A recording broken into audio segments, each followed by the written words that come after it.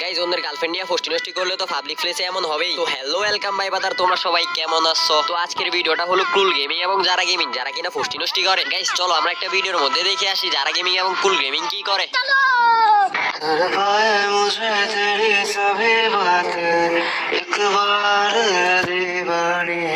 झूठा ही सही प्यार तो कर,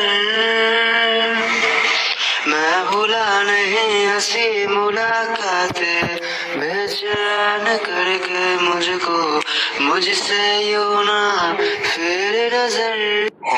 तो चलिए शुरू करते हैं। মানে কুল গেমিং তার সর্বোচ্চ চেষ্টা করে যারা গেমিং কে পড়াতে, কিন্তু এদিক দিয়ে আমাদের স্বামী ভাই যারা গেমিং এর জন্য স্যাড স্টোরি দেয়, আর যারা স্বামী ভাইকে জেলাস করানোর জন্য 10 বেড়ার সাথে ফষ্টি নষ্টি করে। ভাই মানে একটা ছেলে একটা মেয়ের জন্য কতটা পাগল না হলে এরকম করে। গাইস স্বামী ভাই যখন যারাকে নিয়ে স্যাড স্টোরি দেয়, এরপর যারা ওই স্যাড স্টোরি রিপ্লাই দেয়, কিন্তু মাঝখান দিয়ে কুল গেমিং এসে এইসব কি শুরু করলো। মানে এই হালায় সানা এদের দুজনের মিল হোক, আমরাও দেখি থার্ড পারসন এসে এদের দুজনের মধ্যে কি করতে পারে। গাইস স্বামী ভাই ভিডিওর মধ্যে কি এমন বললো, যা তুমি সহজে ভুলে গেছো তা নিয়ে আমার গোটা জীবনটা আটকে গেছে।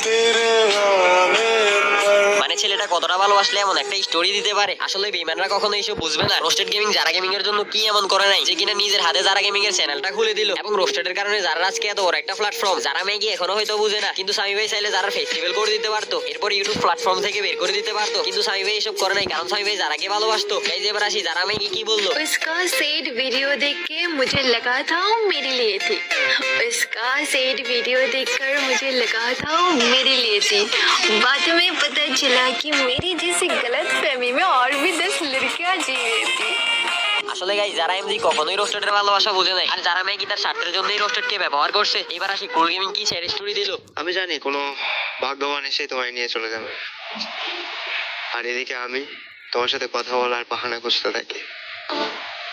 মানে গাইস কিছু বুঝলা, মানে ওদের দুজনের মিল হয়ে গেলে এই হালায় যার সাথে ফষ্টি নষ্টি করতে পারবে না, যার কারণে এই হালা চায় না তাদের দুজনের মিল হোক। আর আমরাও দেখি থার্ড পারসন এসে এই খেলের মধ্যে কি করতে পারে। আর গাইস রোস্টেডকে নিয়ে কি এমন বলবো, মানে ওরে নিয়ে কিছু বললে আমার চোখেই পানি চলে আসে। গাইস দেখো আমার এই ছোট ভাই রোস্টেডকে নিয়ে কি বললো। রোস্টেড গেমিং আমাদের ফ্রি ফায়ার কমিউনিটির অবিত।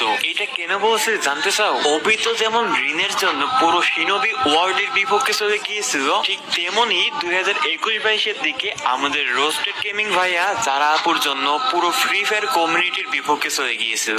হাজারো কন্ট্রোভার্সি ফেস করেছে, হাজারো গালি শুনেছে, তবুও যারা আপুর হাতটা ছাড়েনি। কিন্তু গল্পের সবচেয়ে কষ্টের দিকটা কোনটা জানো? রিন যেমন কাকাশির ভালোবাসায় মগ্ন ছিল, ঠিক তেমনি যারা আপু মগ্ন ছিল অন্য কারোর ভালোবাসায়। রিয়েলিটি এটাই যে ভালোবাসা যদি কপালে না থাকে, তাহলে টাকা পয়সা সাফল্য কোনো কিছুর বিনিময়ে এটা পাওয়া যায় না। এইটুকুই বলবো রোস্টেড ভাইকে, ধৈর্য হারাবেন না, আমরা আছি আপনার পাশে। তো গাইস এবার আসি এই ভিডিওটা দেখা যাক। স্বার্থের মায়াজালে পৃথিবীটা ঘেরা, ভালো তারাই থাকে, অভিনয় চালে সেরা। জীবন থেকে বেশি আশা রাখা যাবে না, রাখতে হবে অল্প। কেউ থাকবে কেউ চলে যাবে, এটাই তো জীবনের গল্প। কথা বলতে থাকাটাই প্রেম, আর মনে পড়াটাই ভালোবাসা। সবার দুঃখটাই বুঝলাম ভাই, কিন্তু তোমার দুঃখটা কিসের? হ্যাঁ, তুমি যে দুইজনের মাঝখানে থার্ড পার্টি করবার আইছো, এটা ঠিকই বুঝে ফেলাইছি।